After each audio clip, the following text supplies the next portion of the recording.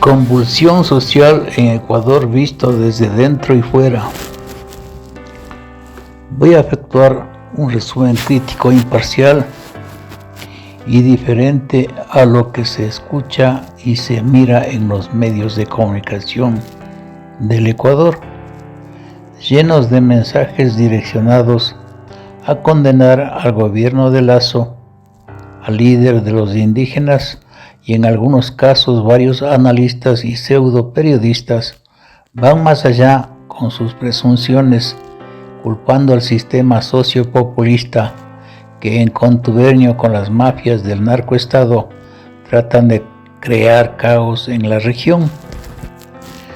Puede ser que a varios medios ecuatorianos no gusten mis reflexiones,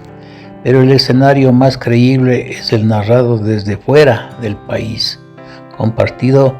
por BBC News Mundo. Pongamos en contexto el tema desde el 12 y 13 al 25 de junio del 2022, antes del pronunciamiento de la Asamblea previsto para hoy 25 de junio del 2022. En medio del escenario convulso que vive Ecuador, en el contexto del paro nacional, más de 300 organizaciones de la sociedad civil, con la asistencia de la Unión Europea y las Naciones Unidas, han propuesto un diálogo entre el gobierno y la CONAIE. El presidente Lasso aceptó la oferta y la Confederación de Nacionalidades Indígenas, CONAIE, puso condiciones, aduciendo que la palabra del presidente está devaluada y que al no existir documentos en firme que avalen los 10 puntos de sus demandas, no confían en el gobierno.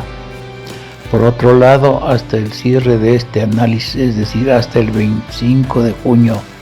del 2022, 15:30, sin tener los resultados de la convocatoria de Virgilio Saquicela, presidente de la Asamblea, que llama al diálogo directo y a la mediación al gobierno y a los manifestantes, mi opinión es como sigue. Antecedentes del paro que inició el 13 de junio del 2022. Ecuador está sumido en una crisis con manifestaciones en varias ciudades del país lideradas por el movimiento indígena y que piden al gobierno mejoras en las condiciones de vida. Mientras en gran parte del país se siente el desabastecimiento de ciertos alimentos básicos, la escalada de precios de alimentos sube sin control. Las protestas se han tomado más violentas. Los enfrentamientos entre la policía y los manifestantes han dejado varios muertos, heridos y destrucción de la propiedad pública y privada. Parece un símil de octubre del 2019. En estos días los ecuatorianos han visto ataques a edificios públicos como a la Fiscalía, la militarización de zonas públicas y choques entre gente en favor y en contra de las marchas, paro y movilizaciones. Por su parte, el Estado ha decretado el estado de excepción. Estas protestas fueron inicialmente convocadas por la CONAIE, un grupo que aglutina a varias etnias nacionales indígenas, que fue creado en 1986 y desde entonces ha demostrado tener una gran capacidad de poder de movilización social. De hecho, ha protagonizado varios lanzamientos en el país que, en alianzas con otros sectores populares y militares del país, han derrocado presidentes. Con el paso de los días, más grupos se han sumado a la convocatoria de la CONAIE y se han visto en las calles a otros sectores como estudiantes, maestros,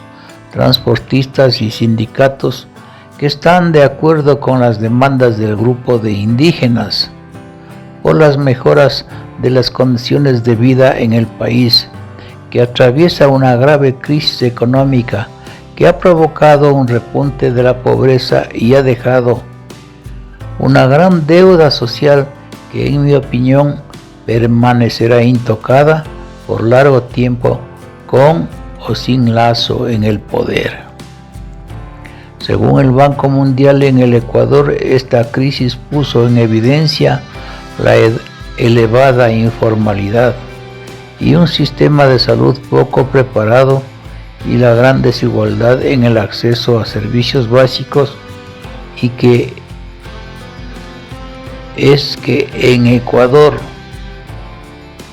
un 39% de la población está viviendo en una situación de pobreza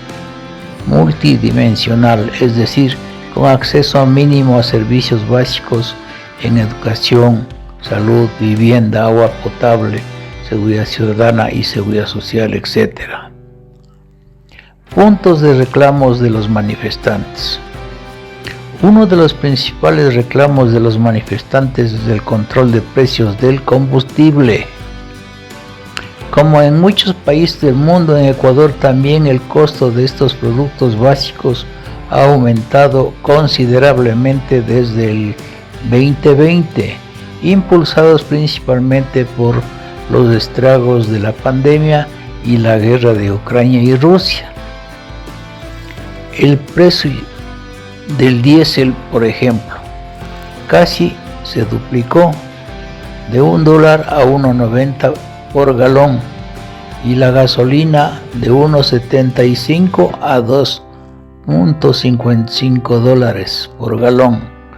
Y por este aumento de los combustibles se ha incrementado considerablemente el costo de la vida. Precisamente el control de estos precios encabeza la lista de 10 puntos que ha exigido la CONAIE al gobierno de Ecuador, además de otros pedidos como alivio de deudas para los más pobres, precios justos en el campo para productos como la leche, el arroz, el banano, más empleo y control de precios, y más presupuesto para educación y salud para hacer frente al desabastecimiento de hospitales por falta de medicinas y de personal. El gobierno de Guillermo Lazo ha respondido con mano dura a las manifestaciones, donde ya se han reportado varias muertes que la CONAIE adjudica a la fuerte represión policial, algo que el gobierno niega. Incluso ha calificado como terrorismo algunas acciones de los manifestantes que mantienen bloqueos en varios puntos de las carreteras del Ecuador, lo que ha producido a su vez desabastecimiento y un aumento aún mayor de los precios de productos básicos del sector alimenticio. Además, el presidente Lazo decretó un estado de excepción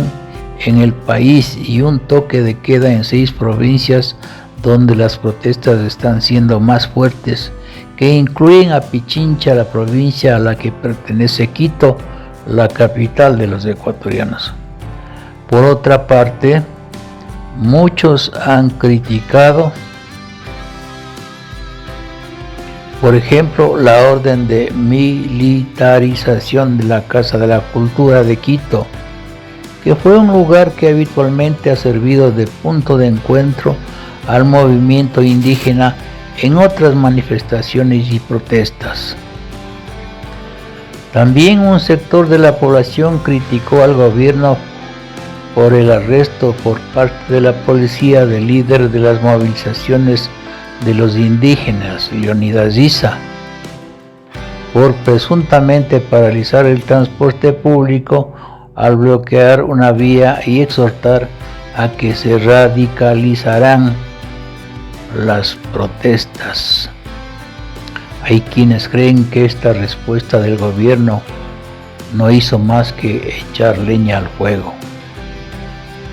Aunque el gobierno también reconoce que dejó de escuchar las demandas de la gente y que ese fue un error y que en sectores como la salud se debió tomar medidas mucho antes. Por ejemplo, ahora ha prometido declarar en emergencia al sector de la salud y no incrementar más el precio del combustible, así como condonar deudas en favor de los más desfavorecidos. Amanecerá y veremos. Pero las manifestaciones en su contra no son el único frente abierto del gobierno de Lasso. El presidente ecuatoriano, quien enfrenta al mismo tiempo una crisis de gobernabilidad con la asamblea donde no tiene mayoría y donde ha roto las alianzas con las que llegó a la presidencia, ha dicho que detrás de las manifestaciones se cocina un plan para sacarlo del poder. Por su parte, la CONAIE asegura que no se sentará a dialogar con el gobierno hasta que no se ponga fin al estado de excepción y la represión a las protestas y que necesitan la respuesta a los 10 puntos y que esa es su agenda y que no necesitan que el gobierno esté poniendo otros escenarios o supuestos beneficios no pedidos. Más bien lo que pretende es imponer la violencia con el uso progresivo de la fuerza, aparentando al país y al mundo la defensa de la democracia. De igual forma, el descontento crece y no faltan los oportunistas que desde la asamblea quieren pescar a río revuelto, que tratan de activar el artículo 130 para destituir al presidente Lasso, y otros que buscan la revocatoria del mandato y o la muerte cruzada, que si bien son mecanismos que están previstos en la letra de la Constitución, no miden las consecuencias. Pero las movilizaciones y sobre todo la violencia y la destrucción que han generado en varias ciudades del país también han sido rechazadas por una parte de la población que en contramarchas ha salido a las calles en rechazo a la violencia y por la paz, y muchos seguirán en la espera de que el diálogo encuentre el camino para destrabar la crisis en la que está sumido el Ecuador del desencuentro, falto de empatía, resiliencia y comunicación asertiva, que está a cientos de kilómetros de las necesidades de la gente. Soy el doctor Manuel Pozo Zumárraga.